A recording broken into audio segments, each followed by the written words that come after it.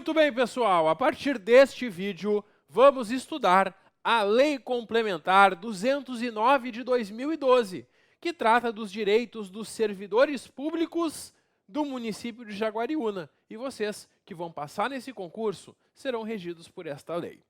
Pessoal, quem já fez concursos públicos para outros municípios, já pode ter estudado o Estatuto dos Servidores de outro município. Cada município tem o seu Estatuto dos Servidores.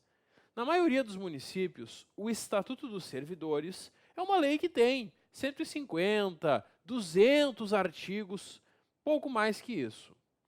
Aqui em Jaguariúna, a lei tem mais de 700 artigos.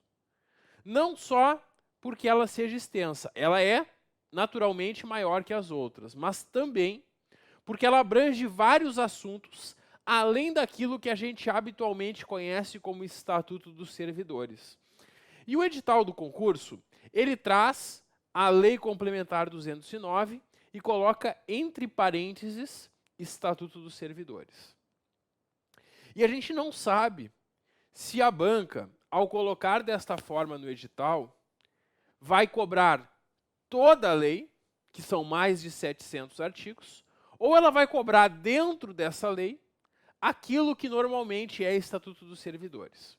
Bom, se ela for cobrar somente aquilo que a gente conhece como Estatuto dos Servidores, ela vai perguntar entre os 440 primeiros artigos.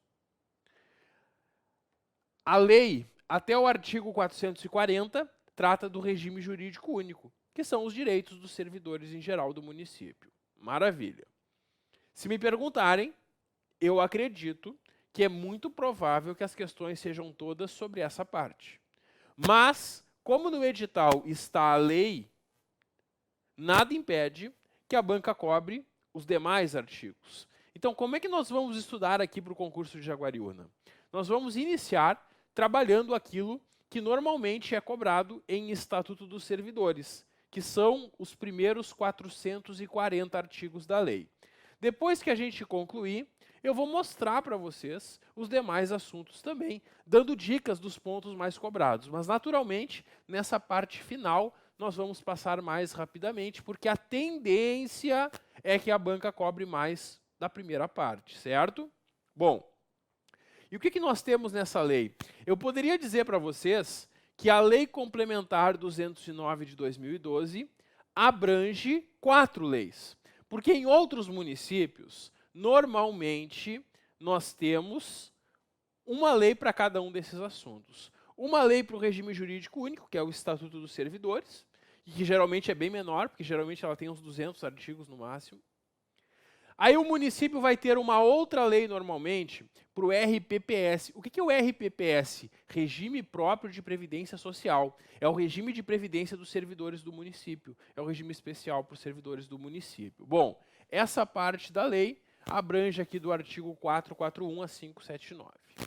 Depois, tem o plano de cargos. Aqui vai falar dos cargos do município, dos artigos 580 a 639. E é interessante que aí do artigo 640 ao 688, ela vai falar somente sobre o plano de carreira do magistério. Então essa parte aqui do plano de carreira do magistério, esses artigos, só serão cobrados em concurso para a área da educação. Para demais áreas é improvável que eles perguntem sobre esses artigos. Bom, e aí depois desses artigos aqui, ainda tem uma parte final da lei que eu também vou mostrar para vocês. Então são mais de 700 artigos que vocês precisam ler. E isso é complicado, né? Porque vocês têm muitas coisas para estudar e precisam ter atenção, porque certamente teremos questões na prova sobre essa lei. Então como é que vai funcionar o nosso estudo? Eu vou passar aqui para vocês na tela os principais pontos da lei. Eu disponibilizei para vocês uma apostila atualizada e cuidado, porque na internet vocês vão encontrar uma versão desatualizada e uma versão atualizada. Vocês têm que buscar a versão atualizada, porque essa lei foi feita em 2012, mas teve várias alterações nos últimos anos. Tem que buscar atualizada. Quem fizer o nosso curso não tem esse problema, não tem essa preocupação, porque eu já dou para vocês a lei toda atualizada, toda esquematizada, inclusive, para facilitar. E aí, ao longo aqui da aula, Naturalmente, eu não vou ler 700 artigos com vocês. Alguns artigos menos importantes eu vou pular, mas sempre explicando para vocês do que eles tratam e dando dicas para ajudar na leitura. A minha sugestão é que vocês assistam a aula primeiro, e ao assistir a aula vocês vão ter esse material para acompanhar. Depois que assistirem todas as videoaulas, aí eu sugiro que vocês façam a releitura da legislação. E aí sim, ao fazer a releitura, vocês vão ler, inclusive, aqueles artigos que eu não mencionei aqui. E vocês vão perceber que vai ficar mais fácil de entender esses artigos depois da aula. Porque na aula eu vou dar para vocês muitas explicações para facilitar, para simplificar o entendimento, certo? Pessoal, essa é a nossa apresentação, que foi necessária fazer. Eu não costumo fazer isso, mas foi necessário porque a lei é muito grande. E vocês precisam entender por que a lei é tão grande e por que a gente vai, em alguns pontos, passar mais rapidamente. Tranquilo? Muito bem. Chega de conversa, vamos ao que interessa. Vamos ao trabalho.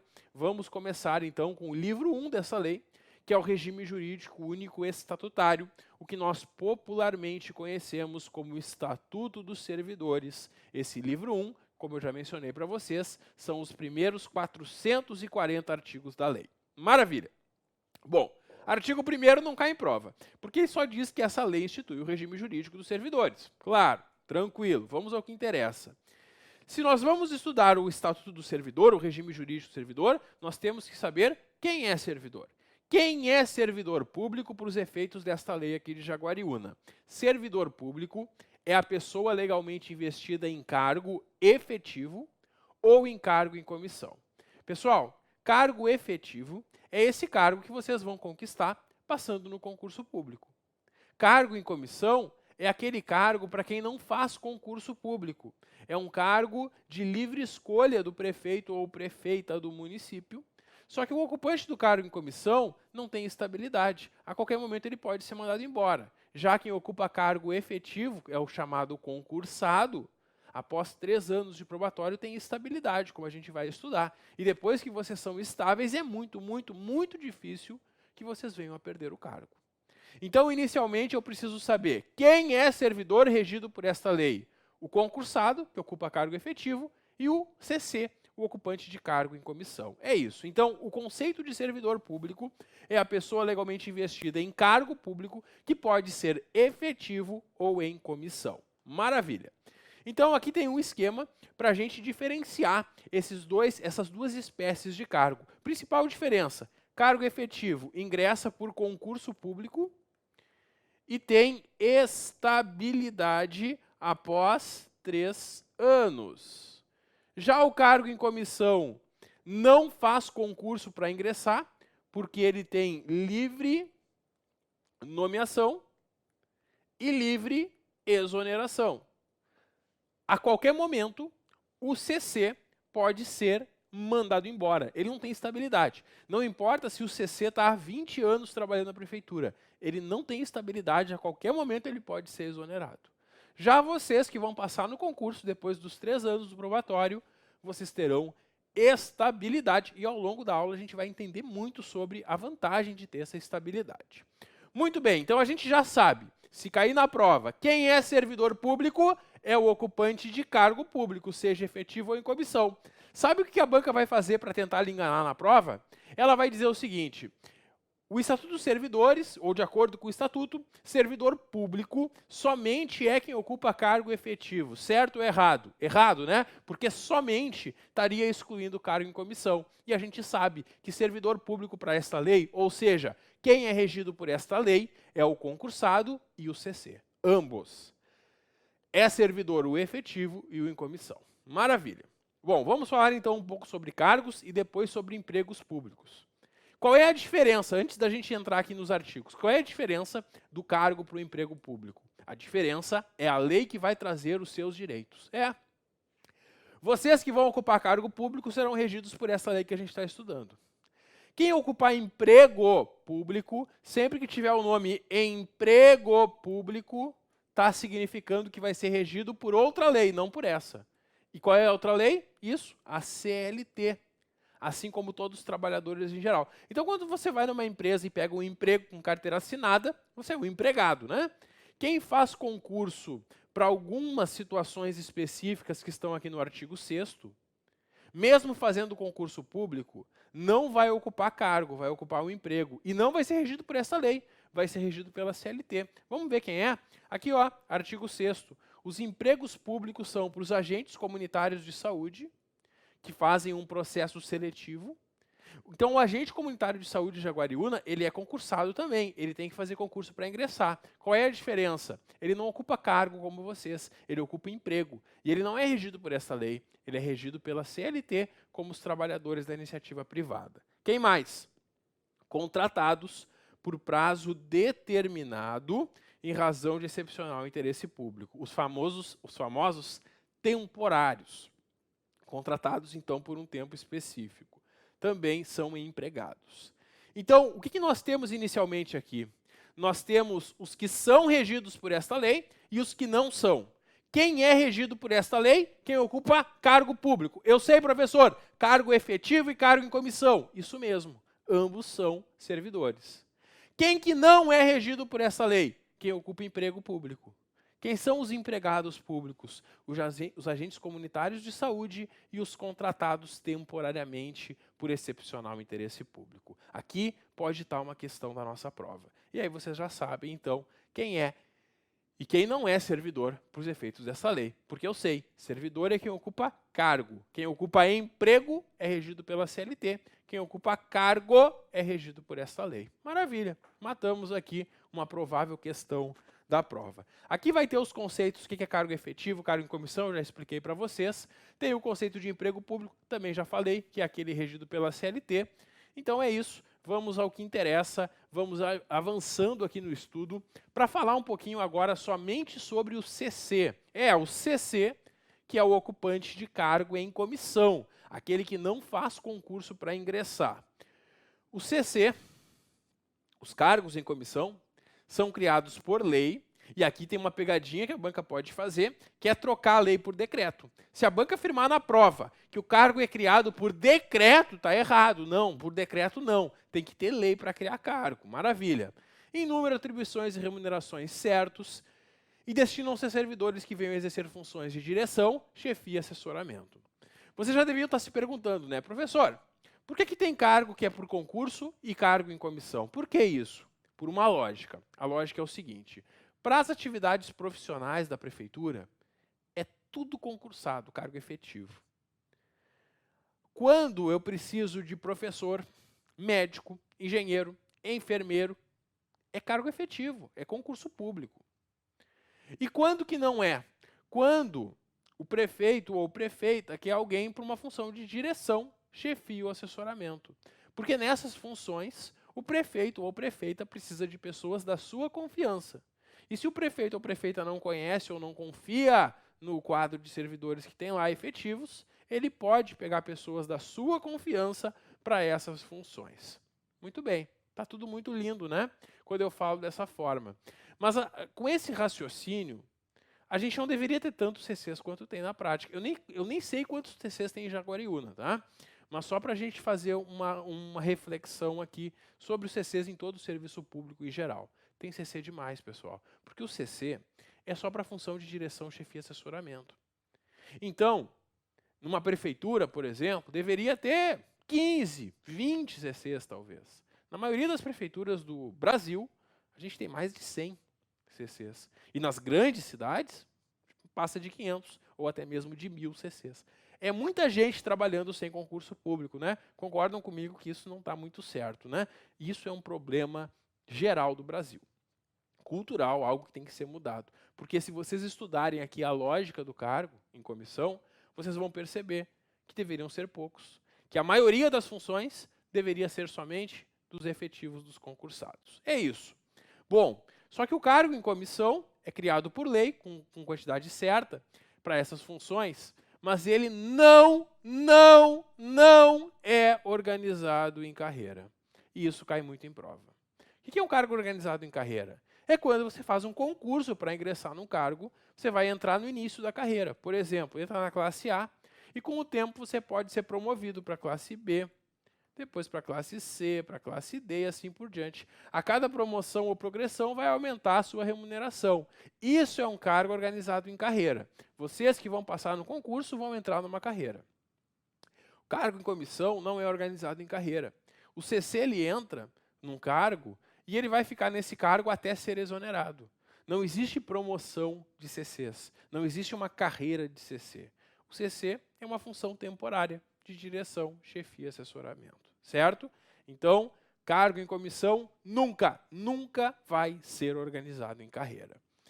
Bom, nós temos uma situação aqui que desse total de cargos em comissão da prefeitura, um percentual é reservado para quem é concursado.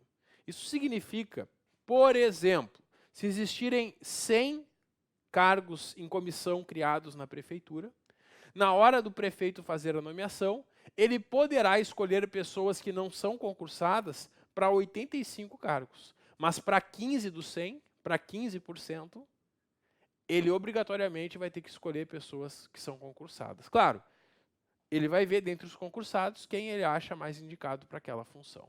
Então é isso, existe um percentual mínimo, isso é cobrado bastante em provas de concurso, um percentual mínimo de cargos reservados para concursados. E isso muda de um município para o outro, cada município decide isso na sua lei. Jaguariúna decidiu que 15% dos cargos em comissão são ocupados por concursados. E os restantes, 85%, podem ser ocupados por qualquer pessoa. Maravilha. Bom, aí tem muita situação aqui que eu vou deixar para vocês lerem, porque a gente tem muita coisa para estudar. Vamos focar no que interessa, para fins de prova, e o artigo 11 nos traz que não será devido o pagamento de hora extra ao ocupante de cargo em comissão.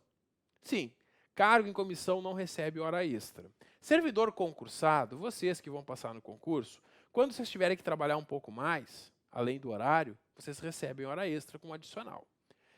Ocupante de cargo em comissão não tem direito a hora extra. Por que isso? Porque se entende que quem assume uma função de direção, chefia e assessoramento está à integral disposição do órgão e, por isso, não recebe hora extra, mesmo que fique mais. Se o ocupante de cargo em comissão ficar além do horário, mesmo assim ele não vai receber adicional de hora extra. Bom, o artigo 12, ele teve a sua redação alterada em 2017. Então, se você que está aí me assistindo e não está usando a nossa apostila, está usando um outro material que você baixou na internet ou que você comprou em alguma banca, se o artigo 12 de vocês não tiver igual a esse aqui, a sua lei está desatualizada e você deve deixá-la de lado e buscar a lei atualizada para não se atrapalhar na hora da prova, porque essa lei teve muitas alterações aqui no nosso material, como eu já falei para vocês, já está tudo atualizado. Então, minha sugestão para os nossos alunos é que usem a apostila aqui do curso, que ela está bem completa, bem atualizada. O artigo 12 simplesmente diz que é devido o pagamento de 13º e abono de férias a ocupantes de cargo em comissão. Claro, os ocupantes de cargo em comissão também têm direito ao 13º, assim como os concursados, no final do ano, e também abono de férias. Maravilha!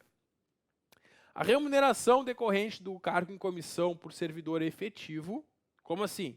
Quando um ocupante de cargo efetivo, está ocupando um cargo em comissão, isso acontece e ele vai ganhar mais enquanto está ocupando esse cargo em comissão, ele vai continuar recebendo esse valor a mais, mesmo que ele não esteja trabalhando, por estar de férias, ou de licença saúde por até 90 dias, ou licença maternidade, paternidade ou adotante, se estiver fazendo um serviço obrigatório por lei ou atribuições decorrentes do cargo. Em todos esses casos, que um concursado está num cargo em comissão, ele continua recebendo o valor do cargo. Isso quando é um concursado num cargo em comissão.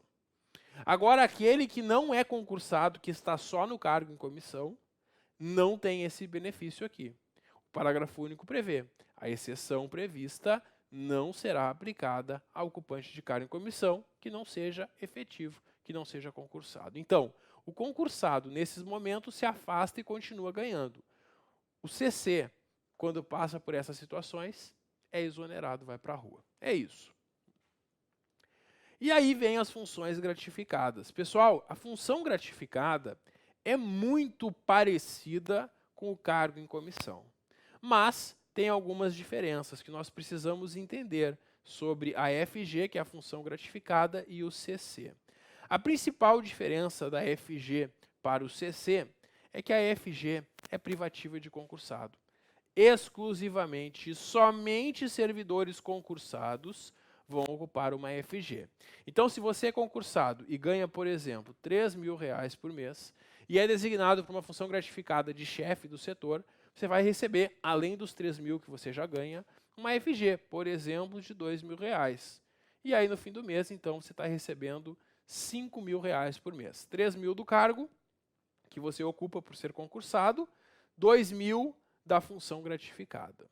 Isso é o que acontece com um concursado que está com uma FG. Por outro lado, o CC, ele não precisa ser concursado. Então, o CC tem um valor fixado em lei, por exemplo, tem um CC lá de 2.500. E quem ocupar vai ganhar 2.500. É esse valor. Ele não é somado ao valor de um cargo efetivo. Então é isso, pessoal. A gente tem na prefeitura o cargo efetivo, que é esse que você vai ocupar passando no concurso. Tem o cargo em comissão, que é aquele que não precisa de concurso para ingressar, mas 15% deles têm que ser concursados. E tem a FG, que é só para concursados que estão em função de chefia, que além do valor do cargo vão ganhar o valor da função. É isso. Bom, eu fiz um esqueminha, então, para a gente memorizar as principais características sobre a função gratificada. A função gratificada é quando o servidor concursado, ocupante de cargo efetivo, é designado para a função de direção, chefia e assessoramento.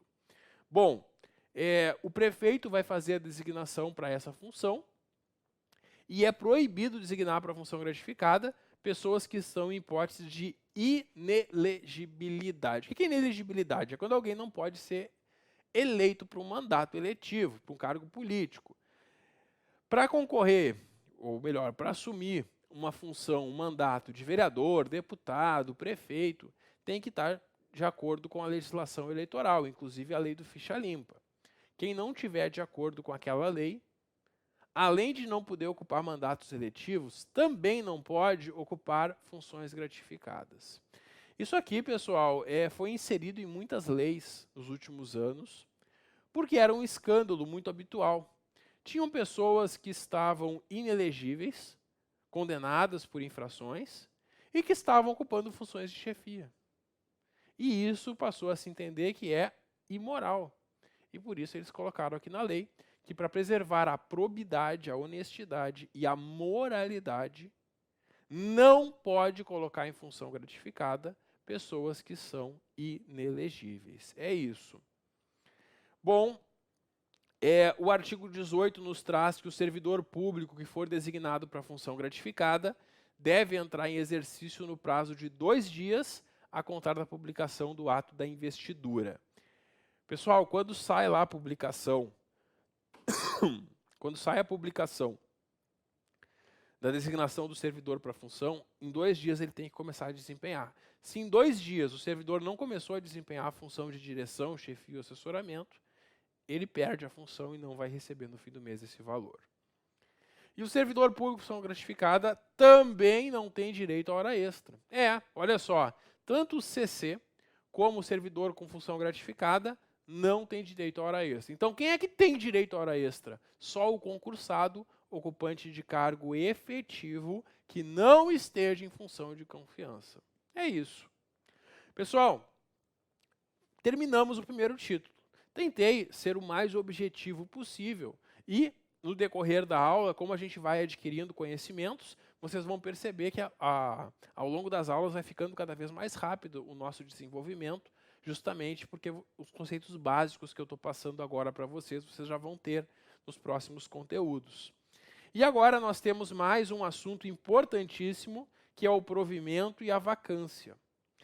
Provimento e vacância é um título bem extenso que a gente vai estudar, e o provimento é o contrário da vacância. Provimento, vocês vão entrar no cargo. Vocês estão aqui porque vocês estão buscando o provimento. Então, quando eu passo no concurso, sou nomeado para assumir um cargo, é uma forma de provimento. Eu estou entrando num cargo que estava vago me esperando. Quando eu deixo o cargo, quando eu peço exoneração, quando eu me aposento, eu estou gerando a vacância, o cargo está ficando vago. A palavra vacância vem da palavra vaga. Maravilha. Então, provimento é o ato administrativo a cargo da autoridade competente que propicia o preenchimento de cargo público com a designação do titular. O ato de provimento deve conter alguns elementos. Sempre que é publicado lá o ato de provimento, deve constar o nome do servidor, o cargo que passa a ser ocupado, contendo todos os elementos que propiciem a sua identificação, o caráter da investidura, se é efetivo, se é em comissão, o fundamento legal, que é a lei, o artigo da lei que autoriza, e a indicação do vencimento. Bom, o artigo 21 apresenta as formas de provimento. As formas de provimento são as formas de ingressar no cargo.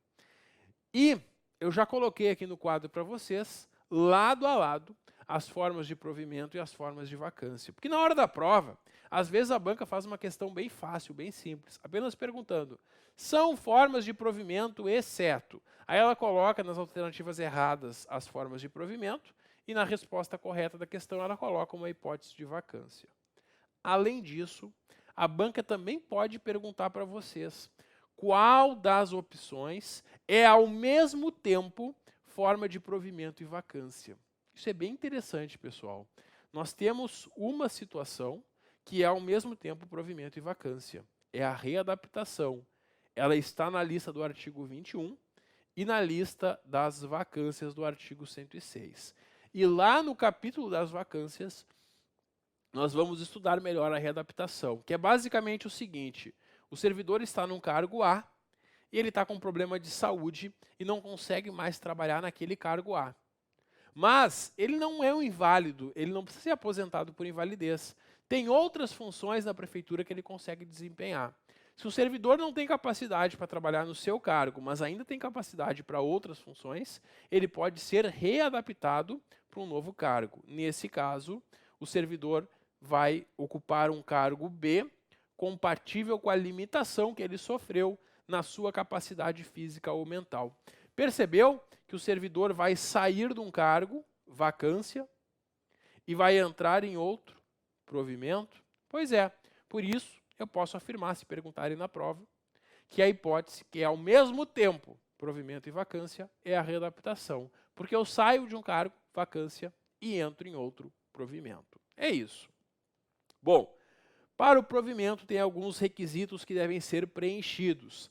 Deve o candidato ser brasileiro, nato ou naturalizado, ou estrangeiro, nos casos que a lei prevê. Então percebam aqui que para ocupar um cargo público no município de Jaguariúna, eu não preciso ser brasileiro nato. Eu posso ser nato ou naturalizado ou até estrangeiro em alguns casos. Se a banca afirmar que é requisito ser brasileiro nato apenas, está errado. Não precisa ser nato, pode ser naturalizado ou até estrangeiro. E essa é uma pegadinha que eles fazem bastante em prova, porque lá na Constituição Federal, no artigo 12, parágrafo 3º da Constituição, tem alguns cargos que somente o brasileiro nato pode ocupar, como o presidente da República, por exemplo. Cargos políticos ali ou similares, nada aqui do município. Muito bem, então basta ser brasileiro, nato, naturalizado ou até mesmo estrangeiro. Idade mínima de 18 anos na posse, essa é a idade mínima geral para os cargos. Estar no gozo dos direitos políticos, quitação militar eleitoral, vocês vão levar certidões. Não registrar antecedentes criminais, oriundo de sentença transitada em julgado, que é uma sentença definitiva da qual não cabe mais recurso. Demonstrar em exame de saúde aptidão para o cargo. Possuir a escolaridade exigida para o cargo, conforme o caso, né? No edital eles sempre colocam qual é a escolaridade. Ter sido habilitado em concurso público, no caso de cargo efetivo, sim, por isso que a gente está aqui estudando, porque vocês vão passar nesse concurso e vão ser nomeados. Não ter sido demitido de cargo ou emprego da administração em razão de sanção disciplinar ou sentença nos últimos 8 anos. Não estar nas hipóteses de inelegibilidade e não estar em gozo de licença maternidade, paternidade ou adotante. Professor, se eu tiver de licença maternidade e for chamada para assumir o cargo, eu não posso assumir? Calma. Não é isso que eles querem dizer aqui. É o seguinte, enquanto você estiver nessa situação, você não vai assumir. Mas, se você passou no concurso e na hora que foi chamado estava de licença, você não vai perder o cargo por isso. Não. Eles vão esperar terminar a sua licença e aí você poderá assumir o cargo. Então, para assumir o cargo e começar a trabalhar, você deve já ter concluído essa licença. Se quando eles chamarem, você estiver numa dessas licenças, você vai avisar que está de licença e quando terminar essa licença, você vai assumir o cargo, certo? Muito bem. Agora vem regra sobre concurso público, bastante coisa, e isso a gente vai trabalhar no próximo vídeo. Dá um clique que eu já volto. Até logo.